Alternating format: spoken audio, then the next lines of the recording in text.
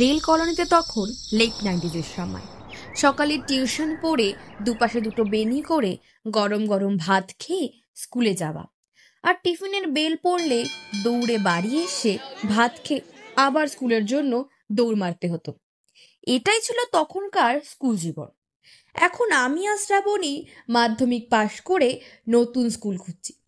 কোন স্কুলে ভর্তি হওয়া যায়?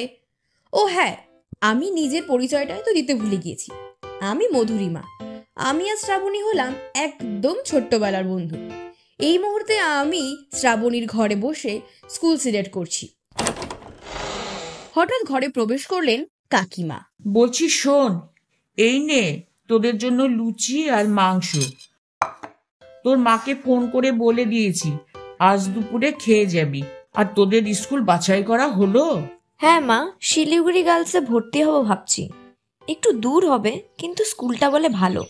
যা ভালো মনে হয় কর, পড়াশোনাটা ভালো করে করিস।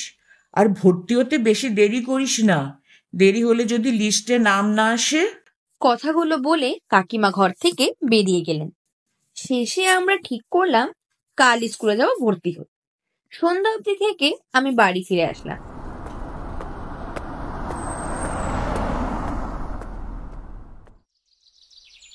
সেই মতো সকালে স্কুলের উদ্দেশ্যে বেরোনো হলো।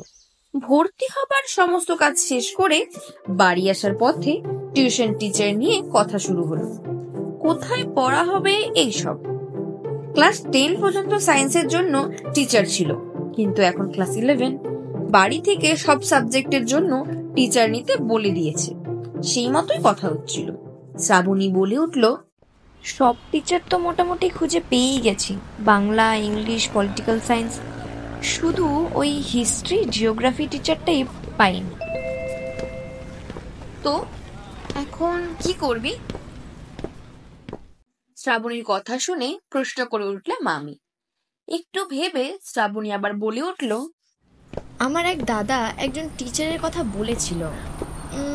হ্যাঁ, নামটা মনে পড়েছে, সুবোধ স্যার। চল কালকে কথা বলে আসি, দেশবন্ধু পাড়ার কাছেই পড়ায়। হ্যাঁ চল। এইসব কথা শিলিগুড়ি কলেজের সামনে একটা প্যাটিসের দোকানে হচ্ছিল। এই প্যাটিস আমাদের খুব প্রিয়। ছোটবেলায় আমরা বাবাদের সাথে আসতাম। কাল দুপুরে ওই 3টার দিকে স্যারের বাড়ি যাব, এটাই ঠিক হয়েছিল। পরের দিন আমরা দুপুর 3টার দিকে বাড়ি থেকে বেরিয়ে স্যারের বাড়ি খুঁজতে 4:30 বেজে গেল।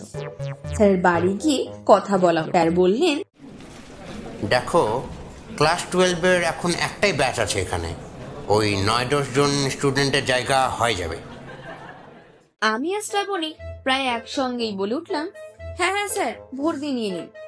এই কথা বলার পর ব্যাচ কবে থেকে শুরু হবে এই শুনে বাড়ি ফিরে আসলাম।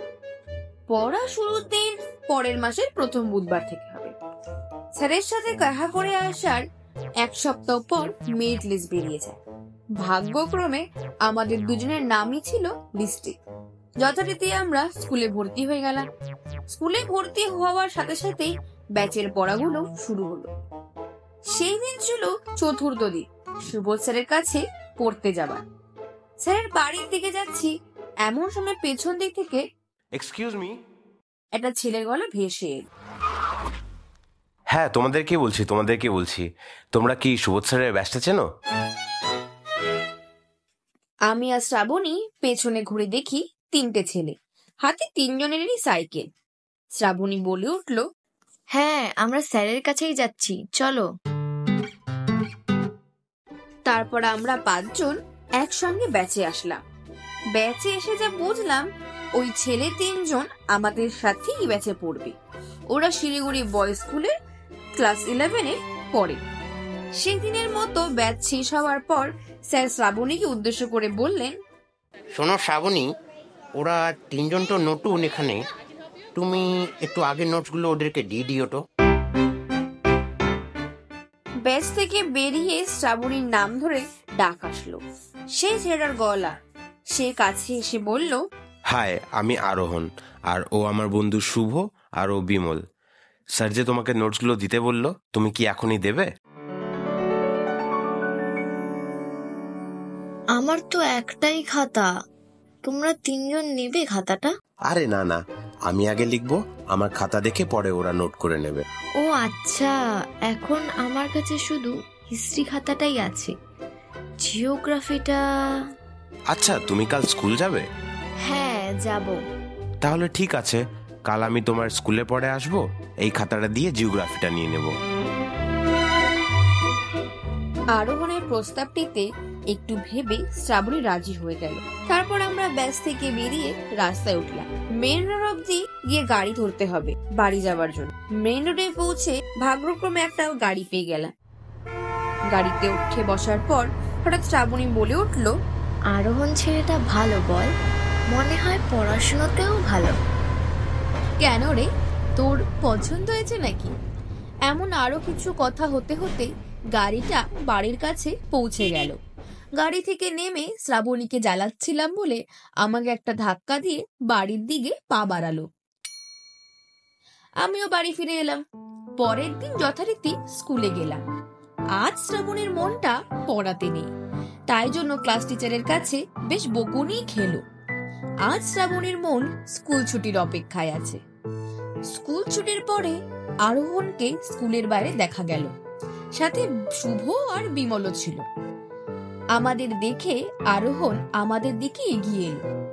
ব্যাগ থেকে শ্রাবণীর হিস্ট্রি খাতাটা বার করে এগিয়ে দিল, আর শ্রাবণী জিওগ্রাফি খাতাটা দিল। খাতা দেওয়ার পর আরোহণ বলে উঠল, এই নাও, থ্যাংক ইউ, তোর হ্যান্ডরাইটিংটা খুব সুন্দর। এই সরি সরি সরি, তুই বলে ফেললাম। না না ঠিক আছে, আমরা তো সেম ক্লাসেই পড়ি, তুই তো বলাই যায়।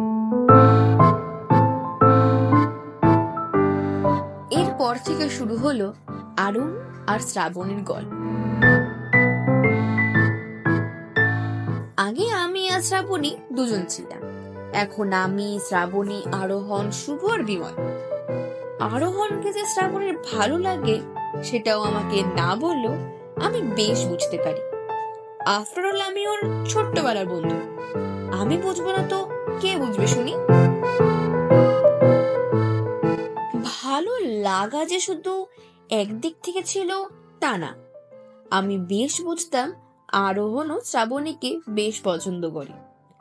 আমরা আগে ব্যাচে গেলে শ্রাবণী আরোহণের জন্য জায়গা রাখে, আর ওরা আগে ব্যাচে গেলে আরোহণ শ্রাবণীর জন্য। এই করতে করতে ক্লাস 11 শেষ করে আমরা ক্লাস 12-এ পা দিলাম। সামনে এইচএস, এখন তো জোর কদমে পড়াশোনা শুরু করতে হবে। ক্লাস 11-এর পরীক্ষা শেষের এমন একদিনের ঘটনা, ওই দিন হঠাৎ শ্রাবণীর রুমে টেলিফোনটা বেজে উঠল। হ্যালো, কে বলছেন? হ্যাঁ আমি আরোহণ বলছি। আজকে দেখা করতে পারবি? সময় আছে তোর কাছে? হঠাৎ দেখা করবি কেন শুনি? তো দেখা কি তুই একা করবি, না আমরা 5 জন একসাথে দেখা করব? আরে না না, আমি একাই দেখা করব তোর সাথে। তুই কি একা আসতে পারবি?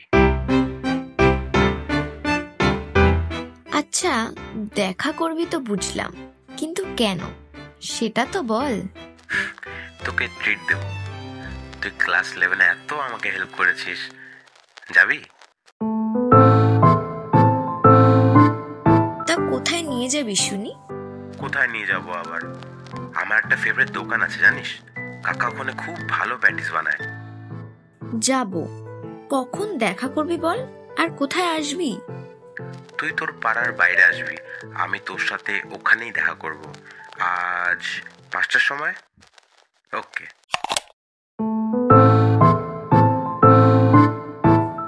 সেই সন্ধ্যায় আরোহণ শ্রাবণীর জন্য আমাদের পাড়ার বাইরে অপেক্ষা ছিল। শ্রাবণী আসতেই ওরা হাঁটা শুরু করলো কলেজ পাড়ার দিকে। কলেজের কাছে পৌঁছে ওরা 2 প্লেট প্যাটিস অর্ডার করলো। প্যাটিস খেয়ে ওরা কলেজের দিকে হাঁটতে শুরু করে। হাঁটতে হাঁটতে আরোহণ শ্রাবণীকে উদ্দেশ্য করে হঠাৎ বলে ওঠে, শ্রাবণী শোন না, তোকে একটা কথা বলার ছিল। বলবো? তোকে আমার খুব ভালো লাগে, তুই কি আমার সাথে সারা জীবন কাটাবি? এক নিঃশ্বাসে আরোহণ চোখ বন্ধ করে বলে গেল কথাগুলো। এই মুহূর্তে আমি না থাকলেও আমি জানি শ্রাবণীর মন হ্যাঁ বলতে চেয়েছিল, কিন্তু শ্রাবণী বলে উঠল,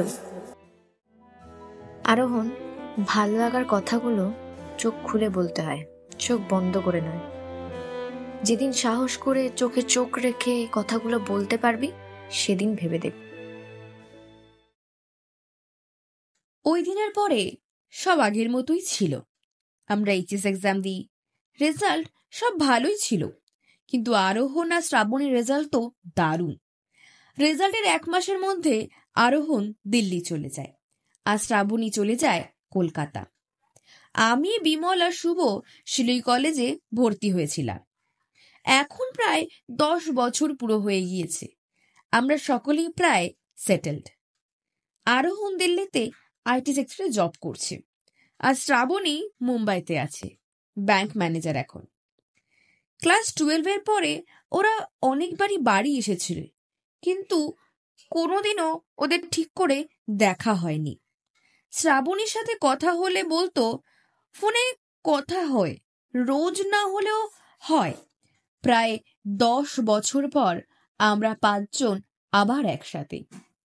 আজ আরোহণ আর শ্রাবণী আবার দেখা করেছে ওই জায়গাতেই, কিন্তু এখন ওইখানে প্যাটিসের দোকান নেই, একটা ক্যাফে আছে।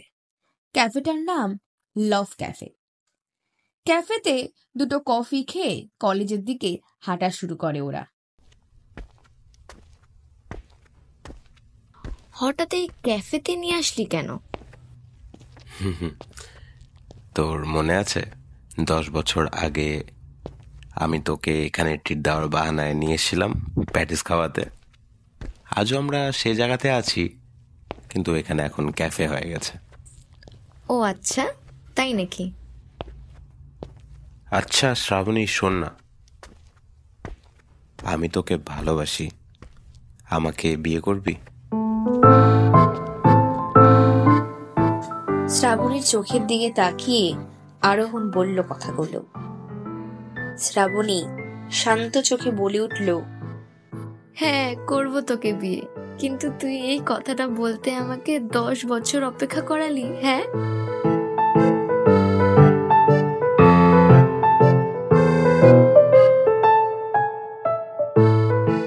আপনারা শুনছিলেন আমার লেখা 2025-এর প্রথম গল্প অপেক্ষা। শ্রাবণীর ভূমিকায় স্বর্ণিমা বোস, শ্রাবণীর মায়ের ভূমিকায় সুজাতা বোস, সুবোধ স্যার এবং আরোহণের ভূমিকায় কৃষ্ণা বর্মন।